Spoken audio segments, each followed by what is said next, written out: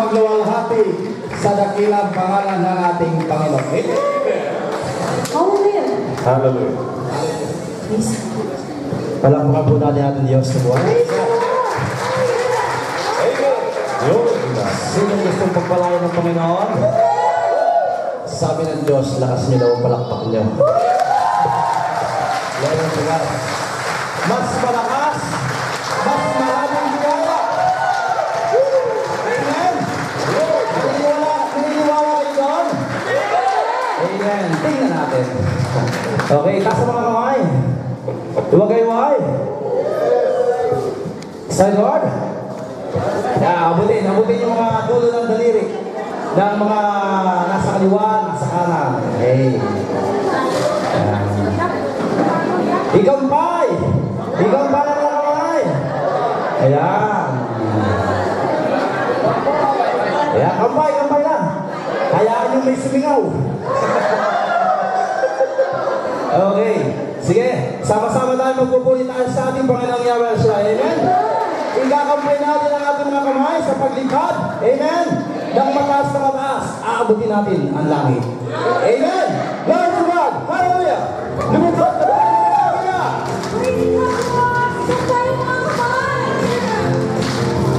Sumigaw na hallelujah!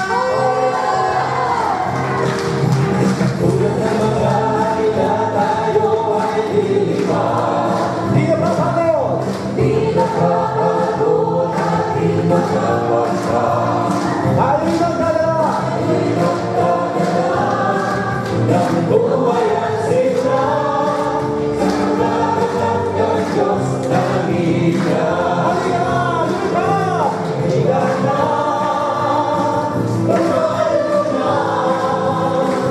Ibaya! Tagumpay ka! Halika na! Pagkain na! Sa kakasan! Sa presensya na! Sabi mo sa katabi mo, ito ang panahon! Lahat di magbabakbay! Ito ang panahon, kinauso ang pagkasal!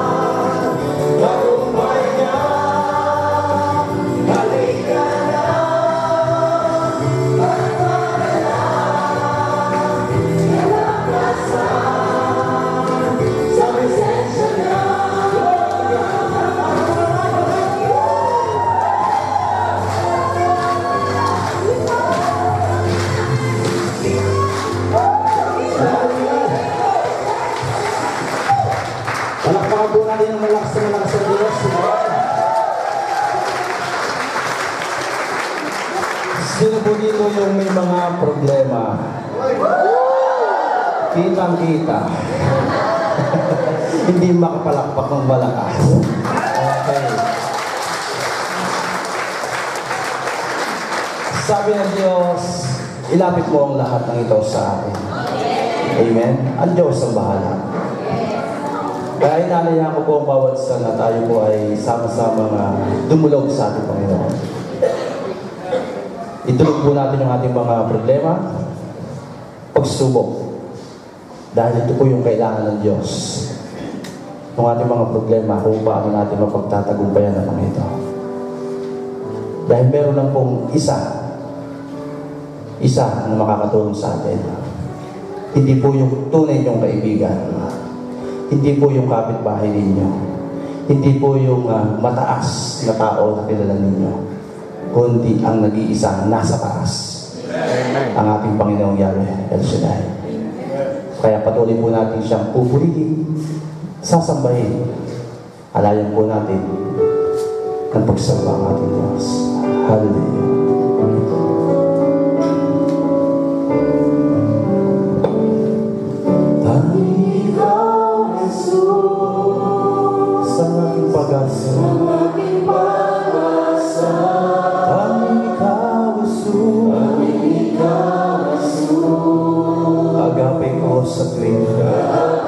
Sa tuwina, pag-ibig mo,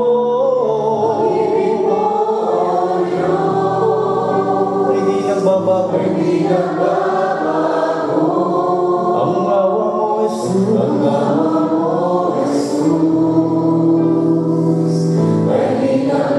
kaya patuloy ka namin itataas, Panginoon, itataas kita.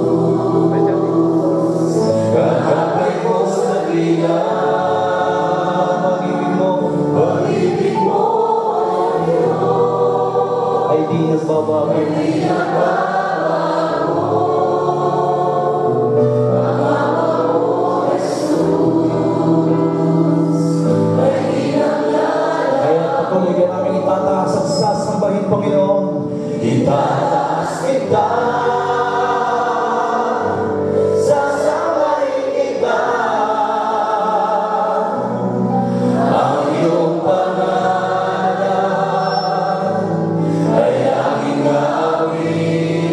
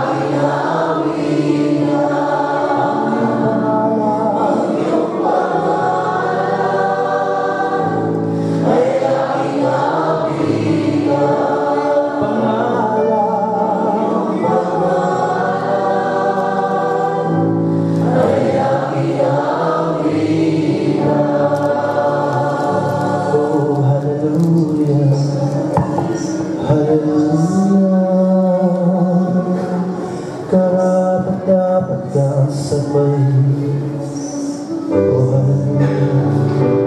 Let us now bless the Lord.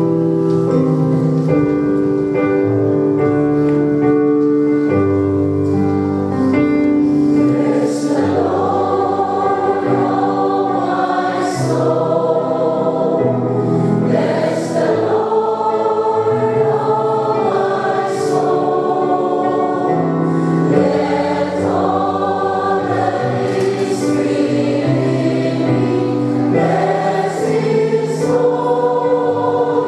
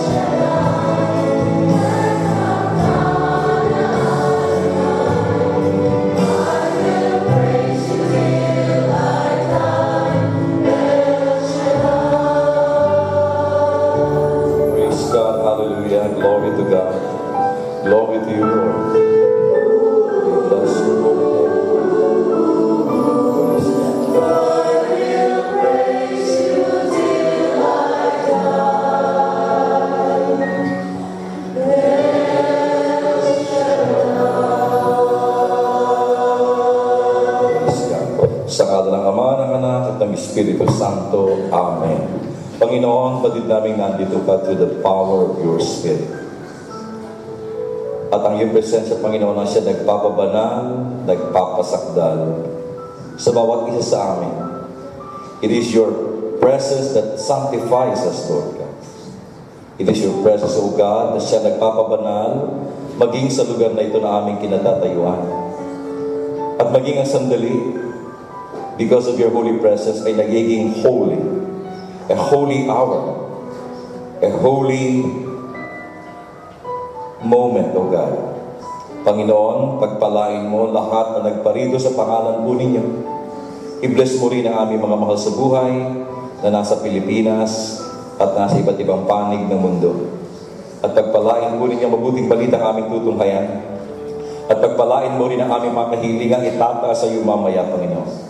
I-bless ang mga magaganap sa mga susunod na sandali. Samahan po ninyo ako sa aking pagtayo at pagbabahagi. Ikaw po nawa dakilang Diyos ang makita. May you be our teacher, O God, our healer, our everything, Lord. This we ask in the name of Christ, our Lord. And everybody say, Amen, Amen, and Amen. Sa ngala ng Ama, ng Anak, at ng Espiritu Santo, Amen. Ating purihin ang Diyos na makapangyarihan. Praise your hands to the Lord.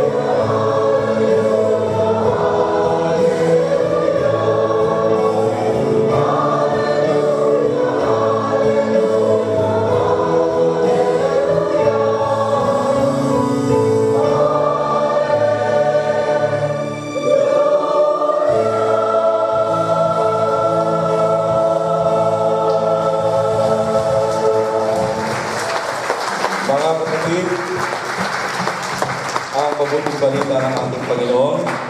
Our gospel reading will be taken from the Gospel of John chapter 10, verses 1 up to 10. Itong gospel na babasahin ko ay karugtong ng gospel ngayong araw ng linggo.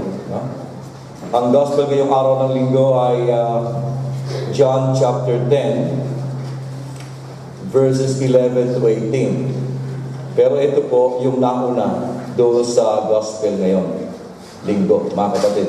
John chapter 10, verses 1 up to 10. Jesus said, Amen, amen, I say to you, whoever does not enter a sheepfold through the gate, but climbs over elsewhere, is a thief and a robber. But whoever enters through the gate is the shepherd of the sheep. The gatekeeper opens it for him, and the sheep hears his voice as he calls his own sheep by name and leads them out. When he has driven out all his own, he walks ahead of them, and the sheep follow him because they recognize his voice. But they will not follow a stranger. They will run away from him because they do not recognize the voice of the strangers. Although Jesus used this figure of speech, they did not realize what he was trying to tell them. So Jesus said again, Amen, amen, I say to you, I am the gate for the sheep. All who came before me are thieves and robbers, but the sheep did not listen to them. I am the gate. Whoever enters through me will be saved, and will come in and go out and find pasture. A thief comes only to steal and slaughter and destroy. I came so that they might have life and have it more abundantly. Sa saling Tagalog po, tandaan ninyo, ang pumapasok sa kulungan ng mga tupa na hindi sa pinto nagdaraan, kundi umakyat sa di dapat pagdaanan ay magnanakaw at tulisan. Ngunit ang nagdaraan sa pintuan ay siyang pastol ng mga tupa. Pinapapasok siya ng bantay pinto at pinakikinggan ng mga tupa ang kanyang tinig. Tinatawag niya ang kanyang mga tupa sa kani-kanilang pangalan at inilalabas sa kulungan. At kapag nailabas na, siya'y nangunguna sa kanila at sumusunod naman ang mga tupa sapagkat nakikilala nila ang kanyang tinig. Hindi sila sumusunod sa iba, bagkus pangay patakbong lumalayo sapagkat hindi nila nakikilala ang kanyang tinig. Sinabi ni Jesus ang talinghagang ito, ngunit hindi nila maunawaan ang ibig niyang sabihin. Kaya muling sinabi ni Jesus, tandaan ninyo, ako ang pintuang dinaraanan ng mga tupa. Ang mga nauna sa akin ay mga magnanakaw at mga tulisan, ngunit hindi sila pinakinggan ng mga tupa. Ako ang pintuan. Ang sino mang pumapasok sa pamamagitan ko'y maliligtas. Papasok siya't lalabas at makakatagpo ng pastulan. Kaya lamang pupunta rito ang magnanakaw ay upang magnakaw, pumatay at magwasak. Naparito ako upang ang mga tupay magkaroon ng buhay, isang buhay na ganap at kasiyasiya. My dearest brothers and sisters in Christ, the word of the Lord. Palapakan natin ang malakas sa salita ng Diyos. Malakas na palakpak. Thank you. Maaari na po tayo umupo, mga kapatid. Praise God. Magandang hapon po muli. Siya nga po pala, sa May 16, magkakaroon tayo ng Catholic Life in the Spirit Seminar. Abangan po niyan. Mamaya i-announce po yan ang ating coordinator for the month. No? At saka siya nga po pala, isa rin po sa aking misyon dito, habang ako'y nandito, ay ang tumanggap ng mga counseling o pray over. Kaya kung kayo po ay halimbawa gusto niyo pong magpa-pray over sa telepono, o humingi ng pagpapayo sa abot ng aking mga kaya in the help of the Lord, huwag po kayong mag-atubili na tumawag. No? Mamaya po sasabihin ni Brother June, yun pong telephone number o yung pong numero na dapat nating tawagan, no? Mga kapatid. Pwede kayo magtanong, pwede kayo magpa-pray over, at pwede din tayo humingi ng counseling. Amen? Yan po itong tungkulin ni Brother Rafi. Wag po kayong asiwa o para mag-alakan, baka ma-istorbo namin. Gusto ko nga yung maraming ginagawa. Para katulad ninyo, huwag tayong tamaan ng homesick. Amen? So, palapakan natin muli ang Panginoon.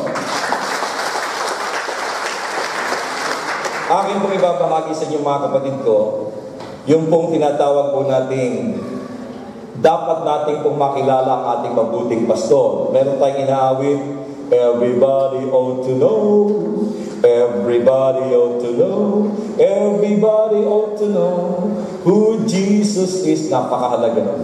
Knowing your good shepherd. Yan ang akin pong papaksain ngayong hapong ito mga kapatid ko. The Bible says in the book of Ephesians, or sa letter of Paul to the Ephesians chapter 5 verse 16, these days are evil.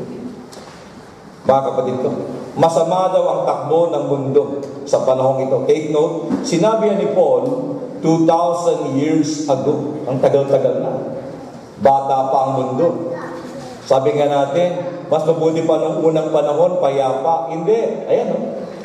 2,000 years ago, masama na ang takbo ng mundo. Are you listening? Marami ng kasamaan. Kaya sinabi ni Pablo sa Ingles, these days are evil. Hindi mo sinabi ngayon. Ito'y sinabi at inihayag 2,000 years ago na masama ang takbo ng mundo.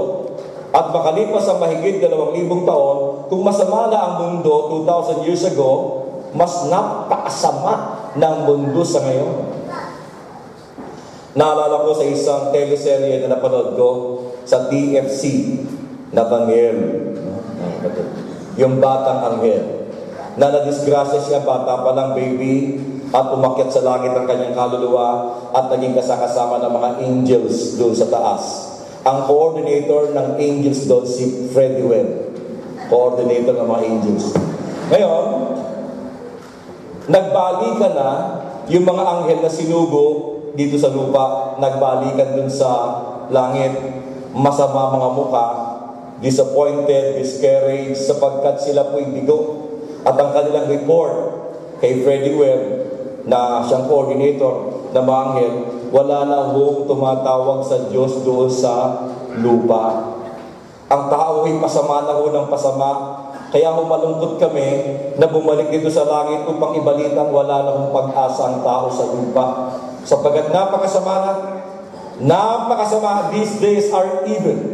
Wala nang taong mayroon pong hangaring lumapit sa Diyos. Wala nang dumadasal o dumadalangin. Sumagot ang batang Nathaniel, hindi po yan totoo. May pag-asa pa po ang tao. Pwede pa po silang magbagong buhay. Nathaniel, tumahimik ka. Gatas pa, may gatas pa labi mo. Isugo po niyo ako sa mundo. Hindi ka pa pwede dahil marami ka pang hindi nalalaman. Kinakailangan ka pang mag-attend ng mga formation, ng mga prayer meeting para ikaw ay ma-equip. Hindi ka pa napapanahong isugo. At sa ganung klase ng usapang, bigla sila nakadinig ng tinig na nanggagaling sa Diyos na hindi po nila nakikita, ngunit boses lang. Yung pong tinig ng Panginoon. Sabi ng Panginoon, tama si Nathaniel. May pag-asa pa ang tao. Kayo ang nawala ng pag-asa. Kayo ang sumuko na at nagsawa sa mga tao at inisip niyong wala ng pag-asa ang taong magbagong buhay. Isugo ni Nathaniel. Pero marami pa po siyang hindi nalalaman. Pwede na siya. Isugo ni Nathaniel sa lupa upang ipaalala niya sa mga tao ang kabutihan na sa kanilang puso na kanilang nakalimutan na. Doon ako na-touch eh. Kaya pagpanik ko sa taas, sa kwarto, matapos yung TV, sinulat ko agad kasi baka makalimutan ko. That simple word o simpleng pangungusap galing sa teleserye, nag-strike sa akin. Sapagkat lahat ng tao, dahil tayo pinilikhang kalarawan ng Diyos, meron tayong likas na kabutihang nakatanim sa kaloob-looban. Pero nakalimutan na natin yon. Nakalimutan natin tayo pala ay good, beautiful, and forgiven by God. I am beautiful, I am loved, I am forgiven by the mercy of God. Nakalimutan natin yun, that we are beautiful. Hindi lamang sa labas, kundi inside. Na tayo maganda. At nakalimutan din natin na tayo ay lovable. Kaibig-ibig. God loves us so much. At nakalimutan natin that all of us ay forgiven by the living and merciful God. Nakalimutan natin. Sabi ko sa iyong katabi, kapatid, nakakalimutan mo na ba rin? Na ikaw ay maganda, mabuti, kaibig-ibig, nakalimutan. Amen? So, ano kailangan? Realization. Realization. Sa Tagalog, yun pong mapag-isip-isip natin.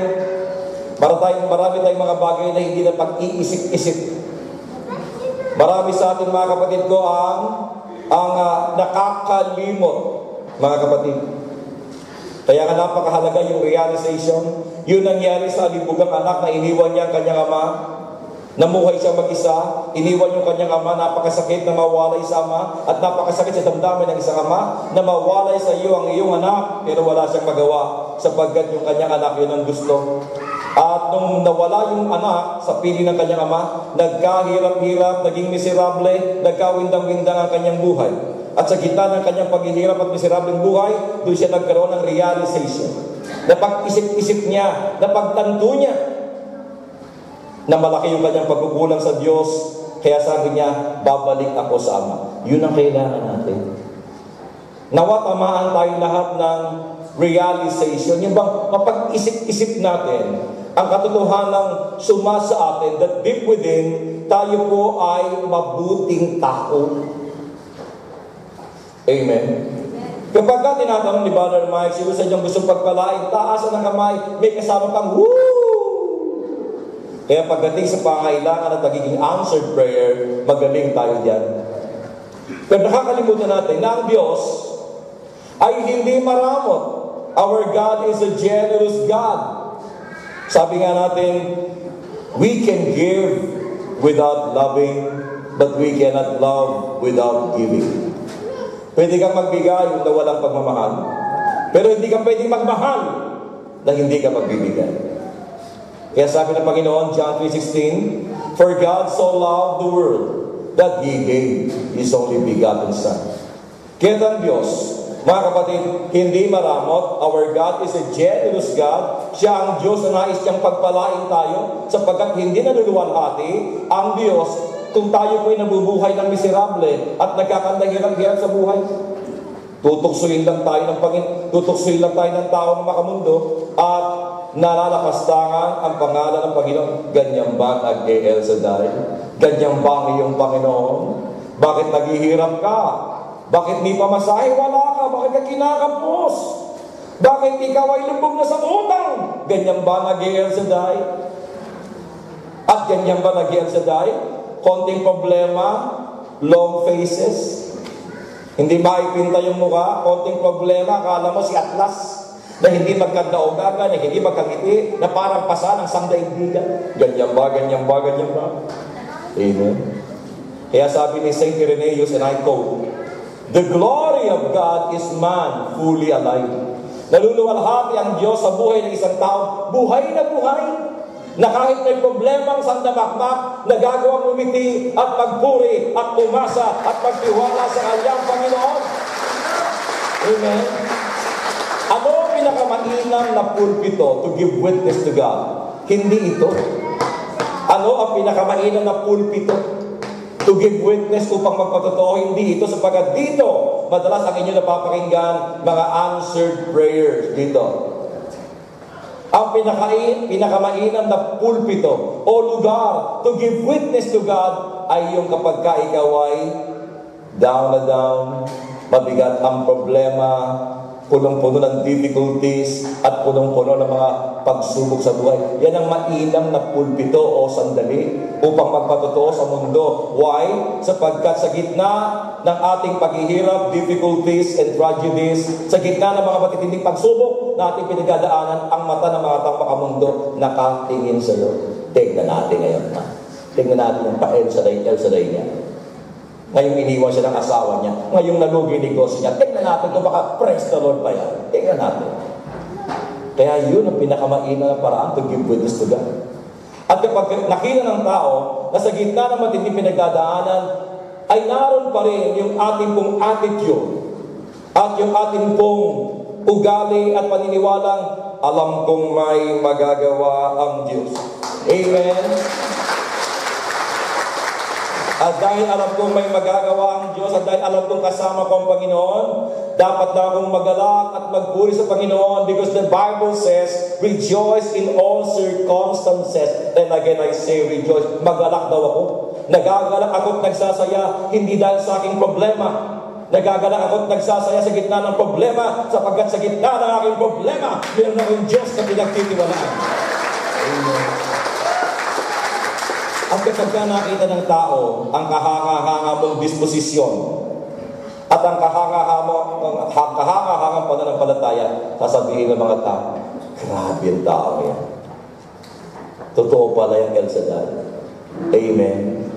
Kapag meron tayong mga problema at pagsubok, rejoice in the Lord. Huwag galing sabihin, Lord, bakit kung kailan ako lumalapit sa iyo? At saka mo ako ginaganito? Bakit, Lord? Naglilingkod naman ako. Nagbibigay naman ako ng ikapo. Yan po'y panunumbat sa Diyos. Panunumbat. Kung meron kang problema at mga matinding pinagdadaanan, sabi sa Bible, rejoice in the Lord. Magalak. Hindi ka nagagalak dahil sa laki ng problema. Kabaliwan yun. Ang laki naman ang babayaran ko sa internet. Kabaliwan yun. Hindi yun ang dahilan ng ating pagkagalakan. Ang dahilan ng ating kagalakan sa gitna ng problema ay yung presensya ng Diyos. Kahit palapakan natin ang Panginoon. Amen. So mga kapatid sa Panginoong Jesus, ang ating Panginoon ay Diyos na generous. Gusto niyang tayo po'y paunlarin at pasaganan.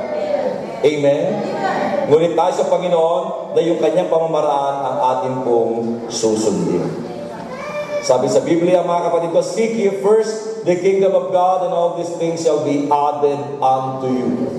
So mga kapatid sa Panginoon Kristo, sa panahon ito, napakasama na ng mundo. Amen? Pasama ng pasama ang takbo ng mundo at nakakatakot sapagkat kabi-kabila na ang giyera. Ang dahilan ng World War I ay ang paglimot ng tao sa Diyos. Sadya ang tao hindi na natuto. Hindi pa rin bumalik sa Panginoon. Patuloy pa rin ang tao sa pagiging makasarili. Naganap ang World War II. Because man abandoned God. Nakalimot sa Diyos ang tao. At nakalimutan nila yung kabutihang sumasa kanila, mga kapatid ko. Amen? At pagkatapos ng World War II, anong kasunod? World War III, kung ang tao ay mananatiling nakatalikod sa Diyos. Kapag ang tao ay nanatiling nakakalimot, hindi imposibleng maganap ang kinatatakutan ng lahat ng World War III. Nandiyan na mga signs sa ating paligid na tayo pinapapaligiran ng mga Arab countries na ngayon ay nagpapatayan sila. Are you listening? Yes. At ang gera sa panahong ito ay nakakatakot. Sapagkat hindi na ito katulad ng gera noong mga nakaraang mga panahon. Sapagkat masyado ng advance ang mga gamit. Ang gamit ngayon, nalaman ko at nabalitaan dito through kwento-kwento. Nung nilusup ito ni Saddam Hussein, ang mga pintuan ay nilagyan niyo po ng mga tapes. Bakit? Sa takot natin na gamitin niya o gumamit siya ng yun pong chemical weapon na kung tawagin ay yung pong weapon of mass destruction. Yung hangin lang, pagdalanghap mo, patay ka. Hangin na pag dinaanan ng iyong mga balat, malulusaw ka. Ang gera ngayon, mga kapatid, kapag ka naganap yung World War III, ito ay tinatawag na cosmic suicide.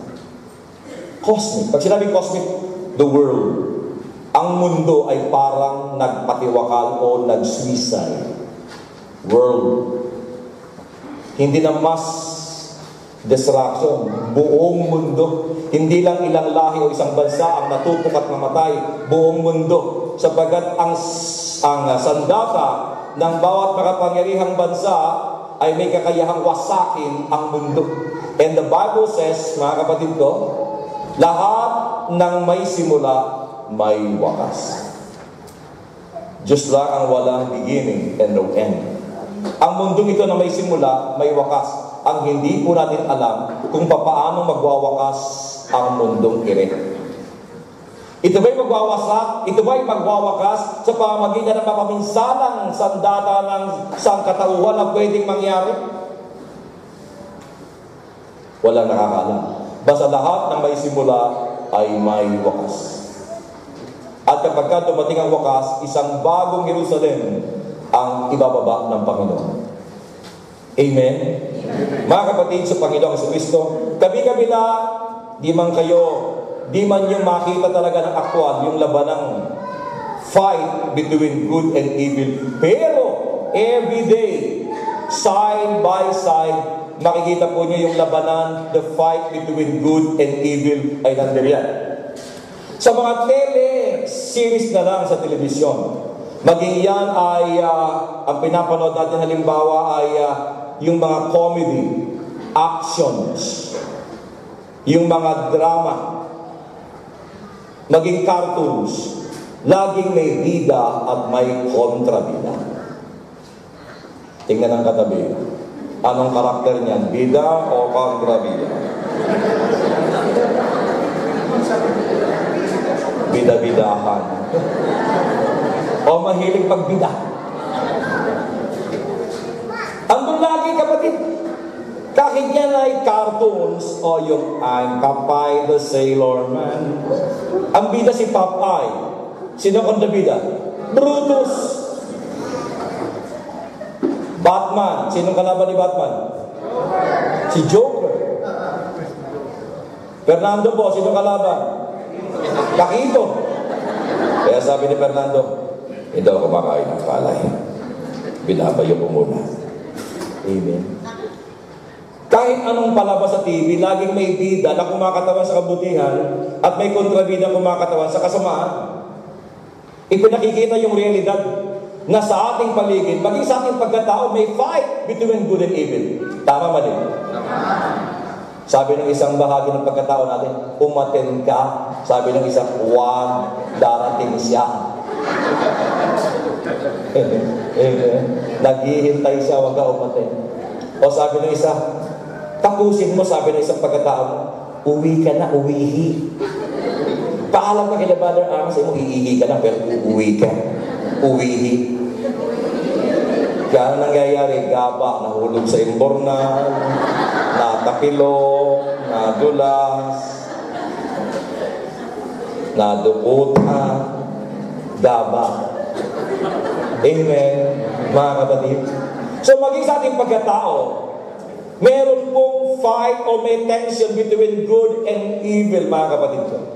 Kaya dito sa ating pong ebanghelyo natong hayan, may magnanakaw na hindi tunay na pastol, na nilalayuan ng mga tupa at ang mabuting pastol ay walang iba kundi ang ating Panginoong Jesucristo.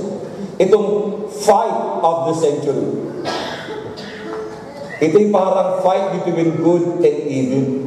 Hindi naman natin pinipintasan si Mayweather. Pero ang pangit kasi ng kanyang reputasyon, nang gugulpi ng asawa, nakulong at medyo sumobrang yabang na. Sobra na kataasan ang tingin niya sa kanyang sarili at minamaliit niya ang Pacquiao na makaluma ang style na hindi papasa sa kanya, mga kapatid. Anong sabi ni Pacquiao? Sabi niya, bakit gusto mong labanan yung mga walang talo? Para makatingin din sila ng talo. Ha?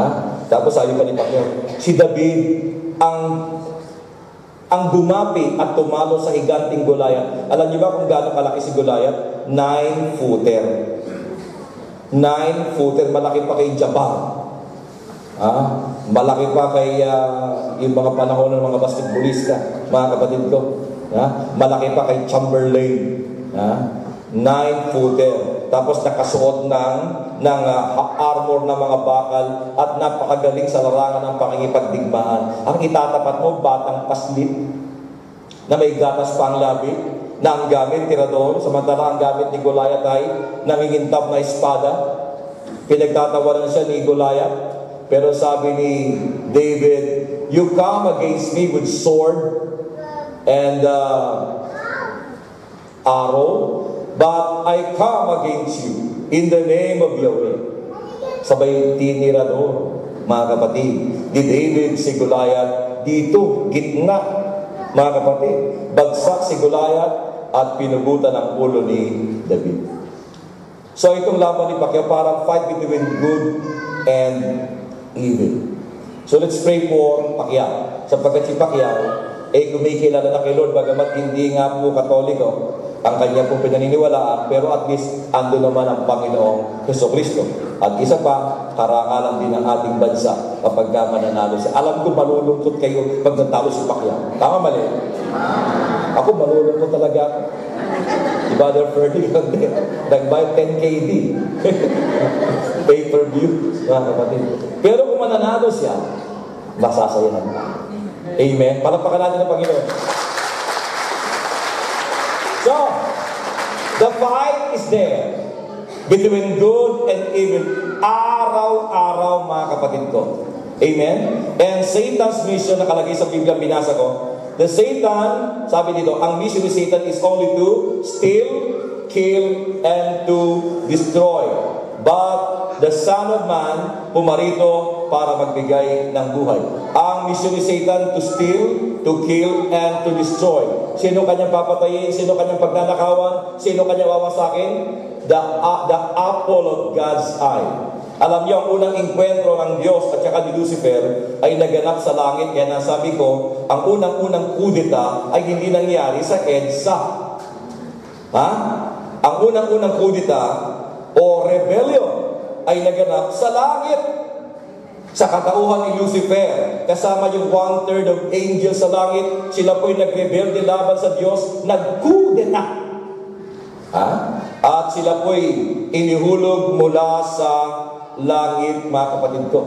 Kaya sa unang salpukan, sa unang labanan na naganap sa langit, talagang nilampaso ng Diyos si Satanas. Walang nagawa si Satanas. At hindi titigil si Satanas. Hindi siya papatalo. Kaya lang ang problema, hindi siya makahingi ng rematch sapagkat no match. God, Satan, wala pa nama si Satan. Kaya dahil hindi siya makahingi ng rematch, dahil no match siya, nag-isip siya ng paraan, paano kaya ako makagaganti sa Panginoong ito? Paano? Hindi ko siya kayang saktan. Physically, spiritually, hindi rin.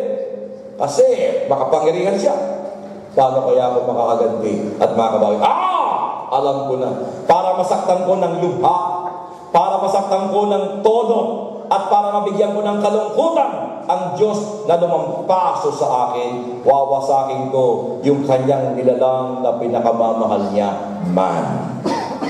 We are the apple of God's eyes. Tayo ang kanyang pinakamamahal. Kaya kapag ang buhay ko't buhay mo'y nagkawindang-windang, nagkasira-sira, sa tingin nyo kaya sasaya ang Panginoon? Yung mga may anak, kapag ang inyong mga anak ay nagkakawindang-windang, hindi nakasama sa graduation, nag-asawa ng wala sa tamang panahon, nalulong sa drugs, na-aksidente, napahamak, nakulong, kayo ba'y sasaya? Hindi, malungkot tayo. Sapagkat ang kabiguan ng ating anak, kabiguan din natin. The same way with God. Kapag ang buhay natin nagkawindang-windang, ang Diyos nalulumbay, nahahapis. At yun ang paraan ni Satan, to destroy us, to kill us, to kill the life of God in each of us. At nakawan tayo ng mga necessary graces, ng mga pagpapala, para hindi tayo mamungan. Kaya maraming biyaya po ang nakakalagpas sa atin, na agaw ng demonyo. sapagkat tayo po mismo nakakalimot sa ating pong Panginoon. Kaya nga banggit ko sa inyo kanina, to prevent another war, kinakailangan ng tao bumalik sa Diyos. Wala nang ibang paraan upang mahinto ang mga nakakatakot na mga gera na pwedeng lumalapan ng lumala. Walang ibang paraan kundi ang mga world leaders, ang bawat tao ay magbalik loob sa Diyos at humingi ng tawad at magpakumbaba. Otherwise, talagang possible ang world destruction. So let's pray. Wala nga tayo sa Congress, hindi na gumagawa ng batas. Wala tayo sa pwesto ng luklukan o wala tayo sa presidency upang maka-influence na ayusin ang lahat. Wala man tayong kapangyarihan, wala man tayo sa pwesto, pero naniniwala ako na through prayers, malaki ang magagawa natin upang magkaroon ng kapayapaan sa mundo. Malaki ang magagawa ng panalangin. So, always include in your prayers.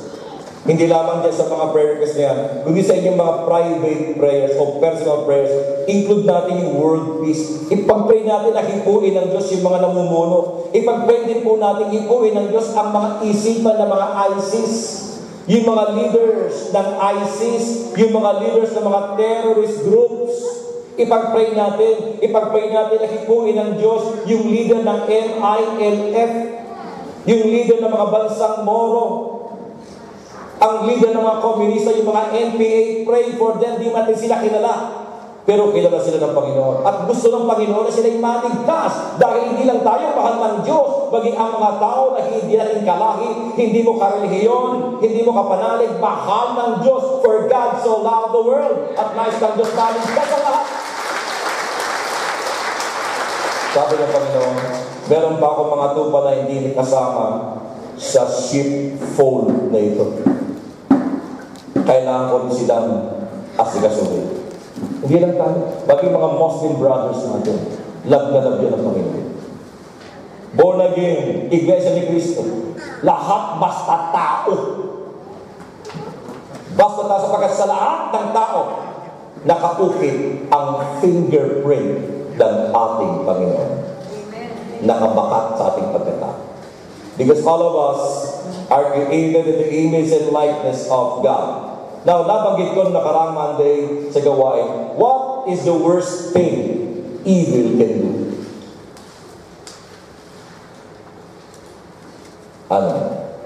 Ano yung worst na magagawa ng demonyo? Hindi lamang to create war o gera, hindi lamang magasik ng kaguluhan o confusion o terrorism, bagamat yan ay masama, pero hindi pa yan yung sukdulang kasama. Ano yung sukdulang kasama na pwedeng gawin ng diablo? Hindi ang lumikha ng gera, confusion, kaguluhan, kahirapan, poverty, iba't ibang uri ng mga sakit. Hindi palaganapin lamang yung mga drug addiction, prostitution, slavery. Lahat ng yan ay pangit, bad, pero hindi yan sukdulang kasamaan. Ano yung worst thing na magagawa ng demonyo? Binanggit ko nakaraang Monday sa gawain sa baba.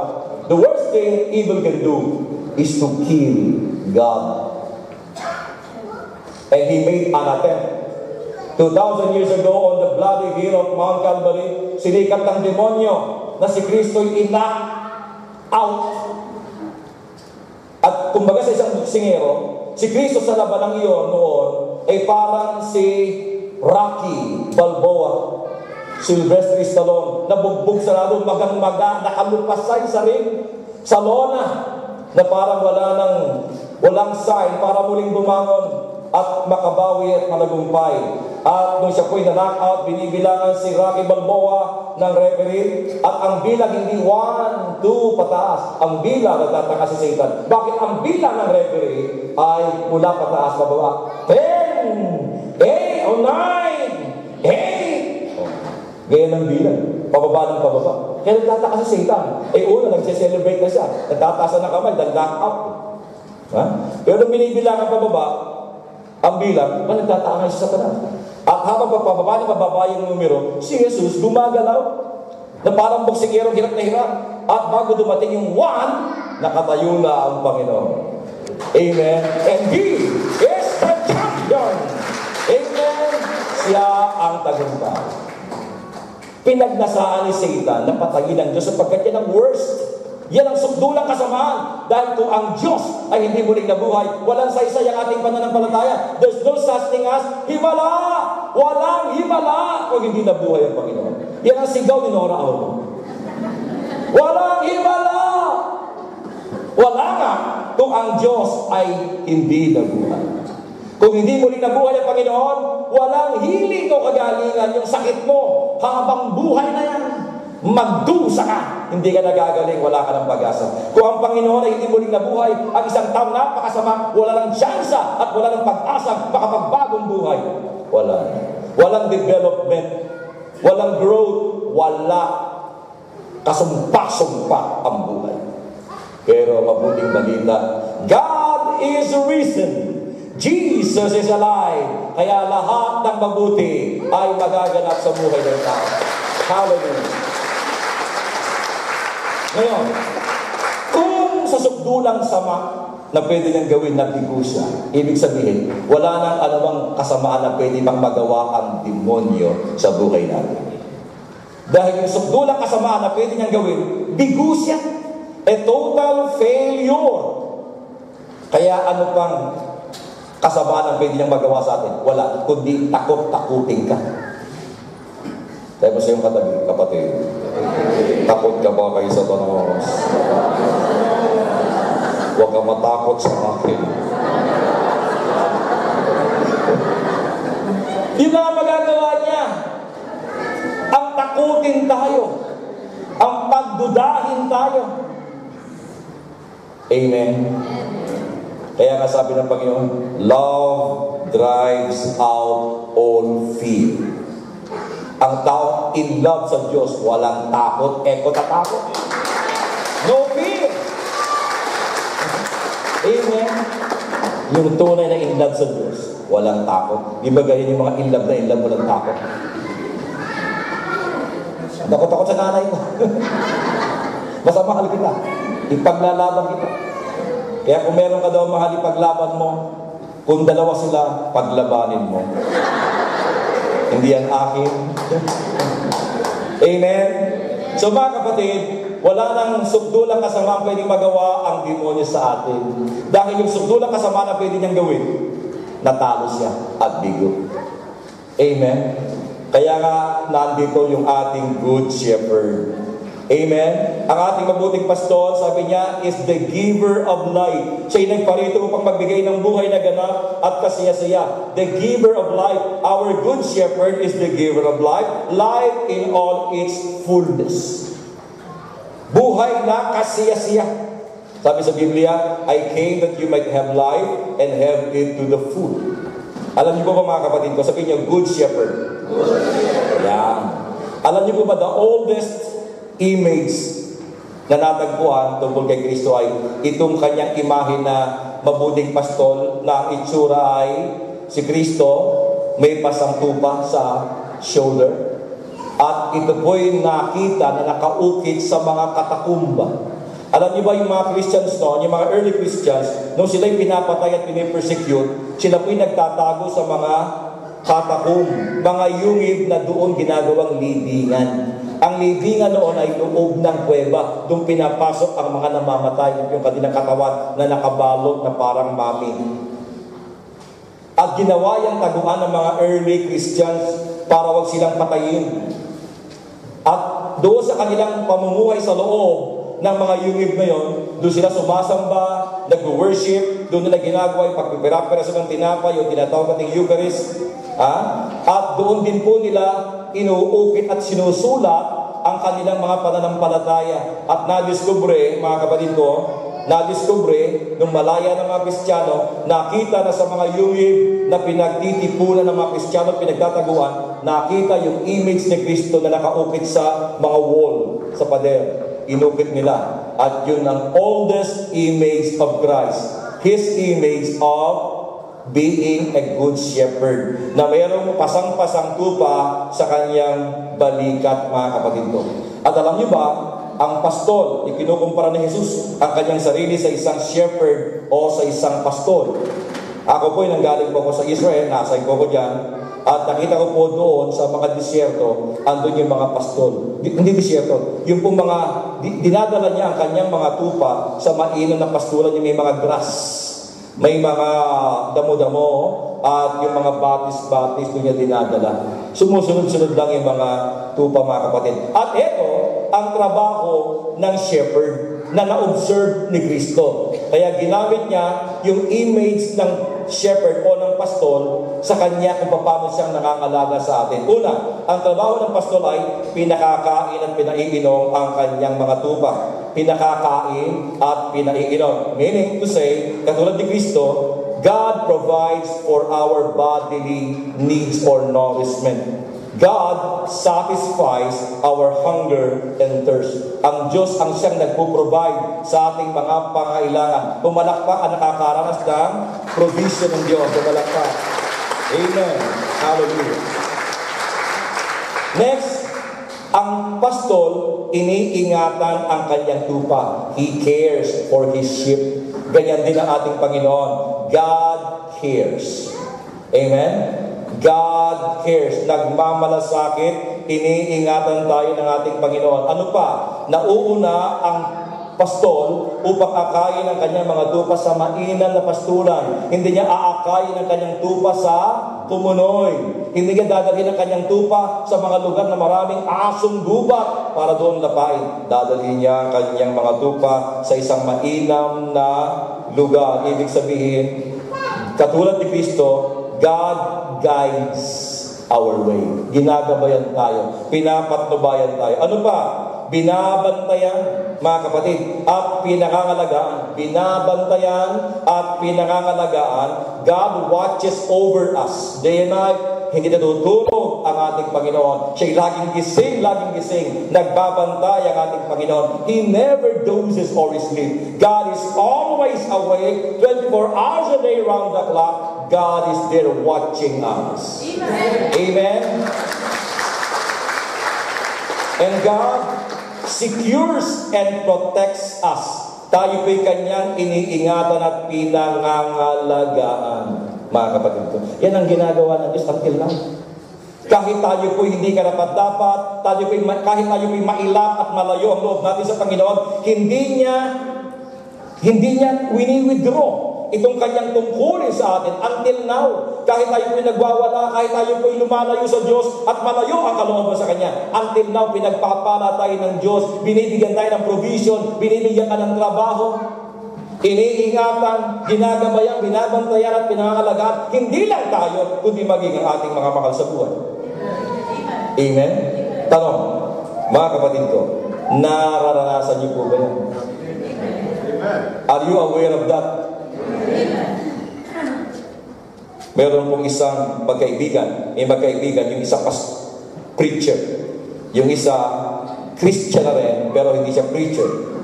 Dahil siya po hindi naman talaga mabusay magsalita. Itong kaibigan niyang preacher, na magaling manulumpati at magaling mag-declaim, isang magaling na orator, mga kapatid, birthday. At dahil kaarawan ng kanyang kaibigan, gumawa sila ng tinatawag na party. During the party, nagkaroon ng program. Sabi ng MC, brothers and sisters, hihilingan natin ngayon ang birthday celebrant na kanyang i-recite sa harapan natin yung Psalm 23, The Lord is my shepherd. Pag binasa niyo yung Biblia niyo, yung Psalm 23, ang title po niyan, ang Panginoon ang aking pastor. The Lord is my shepherd. At kaya po pinaparecite sa kanya sapagkat yun ang kanyang paboritong biblical text. Yung Psalm 23. The Lord is my... Ayan. Tuwan-tuwa naman itong may birthday at buong galing niyang inihaya, ni-recite yung Psalm 23 na may buong inam at galing at kasama pa yung gesture ng kanyang mga kamay, mga kapatid, at kanyang recite yung Psalm 23, The Lord is my... Ayan. At nung matapos po siya, yung mga bisita nagtayuan at nagbigay ng standing ovation, nagpalakpakan. Tuwan-tuwa naman yung birthday. Thank you so much. Thank you so much. At nung nagsubside na yung palakpakan, itong may kaarawan na preacher, naisip niyang tawagin yung kanyang best friend Sabi niya, mga kapatid, at this moment, nais kong tawagin ang aking matalik na kaibigan na siya naman ang mag-recite ng Psalm 23. The Lord is my... itong kanyang kaibigan, hindi magaling na tagapagsalita. Pero talagang napakabuting tao. Pero ganun pa man, dahil kahilingan ng kanyang kaibigan may birthday, ayaw niyang pahindihan, lumapit dito sa pulpito. At trying hard niyang i-recite yung Psalm 23, The Lord is my... Bulol-bulol ka ng konti, hindi maganda yung pagkakabigkas. At nung matapos niya ito, wala man lang nagpalakpakan, wala man lang nag-appreciate. Nung makita nung may birthday, bakit? Maluha-luha yung kanyang mata. Sapagkat yung mga tao nakatungo, may luha sa kanilang mga mata. At lumapit itong may birthday sa kanyang kaibigan, kinuha yung microphone at sabay salita sa microphone, Brothers and sisters in Christ, I know Psalm 23, but my friend knows the shepherd. Iba yun. Kalabitin mo yung katabi, kapatid. Kilala mo ba ang mabuting pastor? Sabi niya, baka marami ka lang alam tungkol sa kanya, pero hindi mo siya lubusang kilala. Maraming ganyan. We know about Jesus. Marami tayo alam. Pero, do we personally know Him in an intimate manner? Napakahalaga ng knowing. Hindi mo pwedeng mahalin ng isang lalaki kung babae ka. Hindi mo pwedeng mahalin ng isang lalaki hindi mo kilala. Kasal na kayo, ano nga palang pangalan mo? O kaya matapos mong ibigay ang sarili mo, ano nga palang pangalan mo? Hindi mo pwedeng mahalin ng isang taong hindi mo lubusang kilala. At mas hindi mo rin pwedeng paglingkuran ng lubos yung hindi mo lubusang kilala. Dadaan ka sa stage na yun. Knowing, loving, serving. Kaya kung hindi natin lubusang kilala ang Panginoon, mahirap talaga siyang mahalin. Amen. Mahirap mahalin ang Diyos malibang makilala natin siya sa isang malalim na paraan. At hindi mahirap makilala ang Panginoon sapagkat siya mismo ang Diyos na nagpapakilala. Siya ang Diyos na naglantad ng kanyang pagka-Diyos at pagkatao. God revealed Himself. Paano nakilala ng Diyos ang tao? Through revelation. Ang Diyos ay Diyos na hindi nagkukubli. Ang Diyos ay hindi Diyos na nanatiling misteryoso, na hindi mo maapuhap, hindi mo makilala, hindi mo maintindihan. Ang Diyos nagkatawang tao at nagpakilala. At kung siya nagpakilala, dalawa lang. Nakatangian ang aking sasabihin. Although marami siyang katangian, pero yung marami niyang katangian, mahal na kapaloob na sa dalawang ito. Ano ang dalawang katangian ng Diyos na kanyang ipinahayag na pwede mong panghawakan at pwede mong ibigay sa iyo, sa Kanya, ang buong-buong mong sarili? Ano yung dalawang katangian ng Diyos na kanyang inihayag? Ako na sasagot. God cares for you and God can do all things for you. Dalawa, He cares and He can do all things for you. He cares because our God is an all-loving God. He can because our God is an all-powerful God. Omnipotent. Diyos na makapangyarihan sa lahat. Walang mahirap at walang imposible sa ating Panginoon. Amen. Our God is an almighty God. Hindi lang siya mighty God. Almighty God. Amen. Dalawa yan. Kapatid, He cares for you. He loves you. Mahal kita kahit ganyan ka. Mahal kita kahit makasalanan ka. Ang palad ko'y laging bukas, laging handa, naghihintay sa'yo pagbabalik. Mahal kita, kaya't buhay ko'y inialay sa'yo. Mahal kita, pag-ibig ko'y di naman babago. Kahit gaano karumi at karami ang iyong sana nilinisin ko at babaguhin ang puso mo. Amen. Palakpakan natin ang Panginoon. Mga kapatid, tumayo po tayong lahat.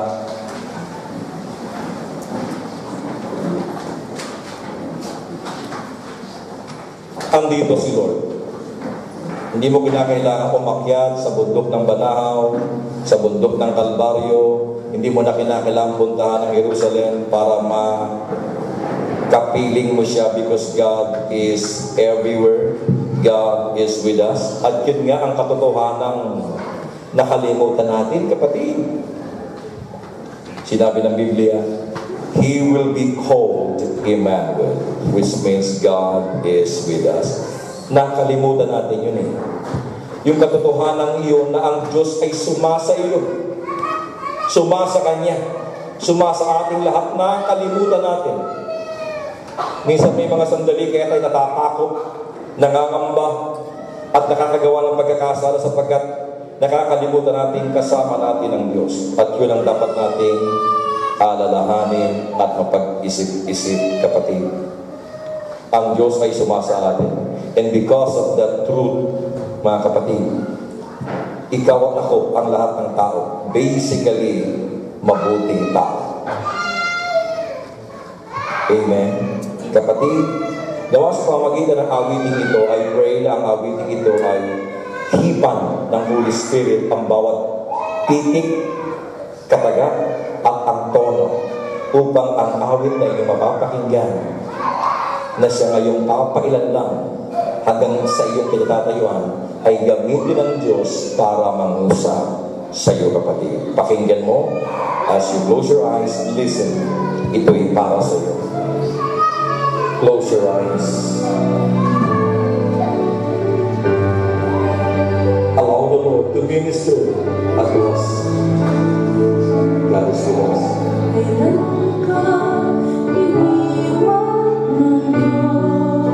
Yes, Lord.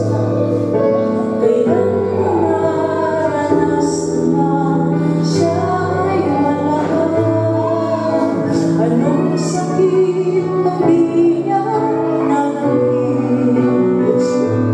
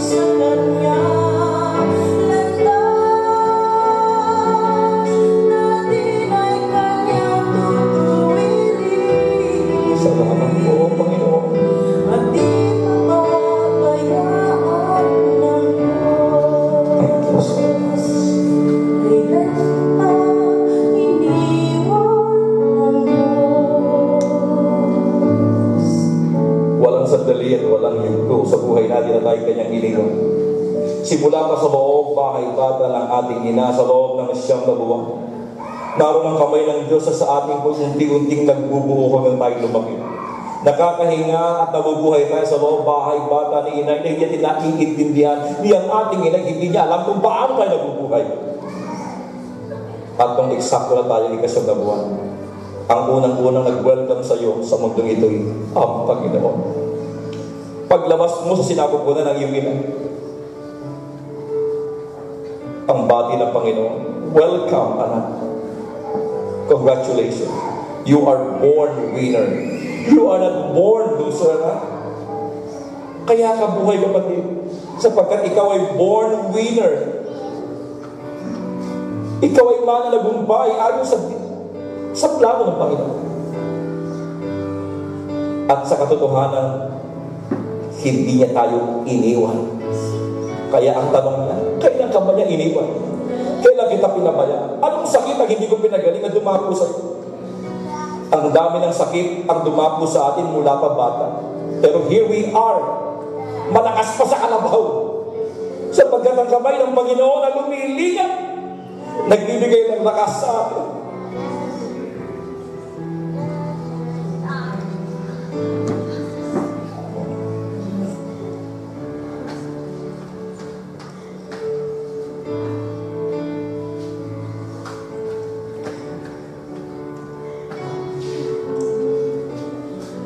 Thank you.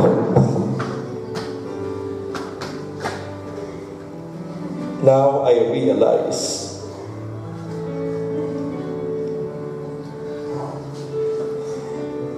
ngayon ko na pag-iisip-isip kung gaano akong butit kapatid. Lord, sorry kung nagsama ako ng loob sa iyo.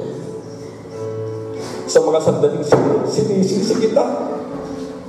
Dahil hindi ko naiintindihan ang nangyayari sa buhay ko. Lord, maraming salamat po. Salamat po. Thank you so much. Now, I am very happy to know na meron ako mabuting pastor na nag-aalaga, nag-iingat sa akin at sa aking pamilya. Ngayon, Lord, kontento ako sa iyo. I'm happy. Maraming salamat po. Mga kapatid, ilagay ninyo yung kamay sa inyong ulo. And let us pray. Ano na ating kahilingan sa Panginoon? Humingi tayo sa Kanya. Sapagkat siya ating mabuting pastor. Kung meron tayong sakit, karamdaman, pati ating mga mahal sa buhay, ask God. Because the Bible says, sabi ng Panginoon, I came not to be served, but to serve. So until now, God is very, very willing to serve us. Humingi tayo sa Panginoon. Sige po sa inyong kinatatayuan, you ask God for His provision. Humingi tayo sa Panginoon. Walang imposible sa Diyos. Humingi ka ng nagalingan, kapatid. Humingi ka ng palibagong kalakasan. Itaas mo kay Lord ang problema sa trabaho, problema sa employer. Itaas sa Panginoon ang problema sa ating mga mahal sa buhay. Itaas natin sa Lord kung tayo mo'y nagigipit at kinukulang. Walang mahirap sa Panginoon. I pray that right now, lalo na mahulog ang puso nating lahat sa Panginoon.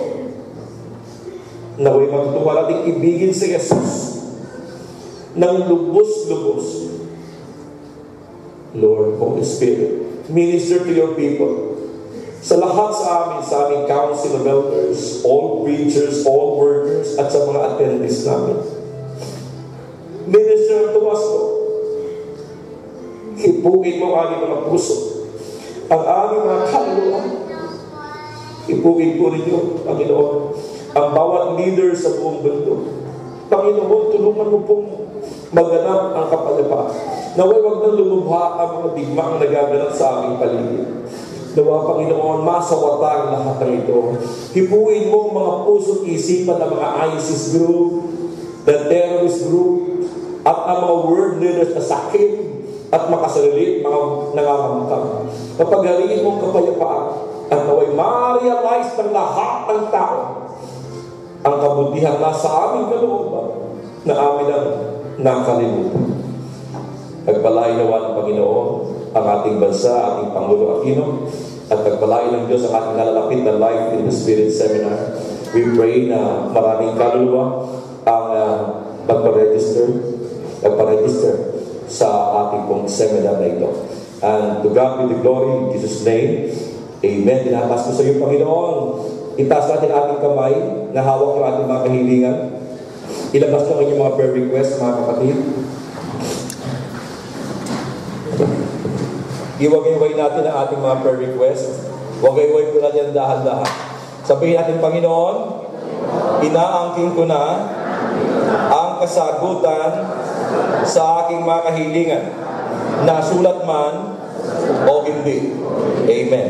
Lord, tinataas namin sa iyo ang mga taong nakalista dito, ano man ang kanilang mga pangailangan, Panginoon, kagalingan, ang kanilang intensyon magpasalamat sa iyo at ang mga kaluluwa ng mga taong nauna na sa amin at yung mga special intentions, hindi ko na mababasa ang kanilang pangalan, but you know them all. Lord, sa iyong mga kamay, pinagkakatiwala po namin sila.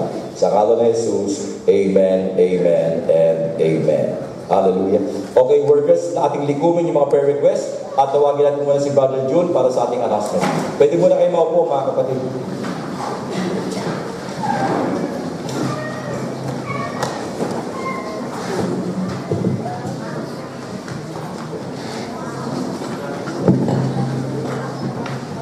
Purihin ng Diyos. Salamat po, Brother Rafi. Konting announcement lamang po. Magkakaroon po tayo ng, yung pong in-announce po ni Brother Rafi, magkakaroon po tayo ng CLSS po sa May 16 po. Ito po yung holiday po ito. Sa Sabado po. Kung sino po yung gustong umattend po, CLSS po ito, Sabado. Sa May 16 po, holiday po ito. At one day po, isang araw po ang CLSS po natin. Mag-start po ito na 9 o'clock, 8:30 to 5:30 po, matatapos po tayo. So yung pong willing na gusto pong umattend, meron pong form doon po sa mga kapatiran po natin, yung pong ganito. I-fill up po natin, and ibigay po natin ulit doon po sa ating mga kaibigan, mga kapatid po natin. So mag-contact po ito, wala pong iba kundi ang ating kapatid na si Brother Rafi. So May 16 po ito, holiday CLSS po. And our anniversary po, June 5, mag-invite po tayo sa ating mga kaibigan. Malapit na po yung ating 22 years anniversary po ng Kuwait chapter. Amen? And sa Monday po, meron po tayong gawain every Monday. Ang gawain po natin is 7 to 9 po ng gabi.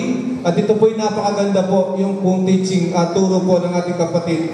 Ito po yung apologetic, yung pong kung paano po natin ipaglaban yung ating pananampalatayang Kristiyano. So dito po natin malalaman yung ating pananampalataya, yung pong turo po ng ating kapatid na si Brother Rafi. Every Monday po yan gawain.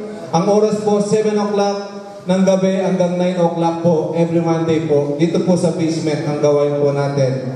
At sa lahat po ng SBW, meron po tayong meeting, yung pong monthly meeting po natin after po ng Tagalog Mass. And doon po sa prayer and counseling, yung pong in-announce po ng ating kapatid na si Brother Rafi, hanggat nandito po, samantalin po natin ang presensya ng ating kapatid na si Brother Rafi. Yung pong telephone number po niya, nandito po, nakalagay po pala dito, 99804854. Doon po sa mga gusto magpa-pray over, mga counseling, mga may problema, pwede po natin tawagin ang ating kapatid na si Brother Rafi. And lagi po natin isama sa ating pagdalangin ang ating kapatid na si Brother Rafi na bigyan patuloy ng kalakasan at katalinuhan ng ating Panginoong Jesucristo. Amen? So tayo po tumayo at maghawak-hawak po tayo ng kamay at magkita-kita po tayo sa susunod na Friday at sa misa po mamaya pong 3 o'clock.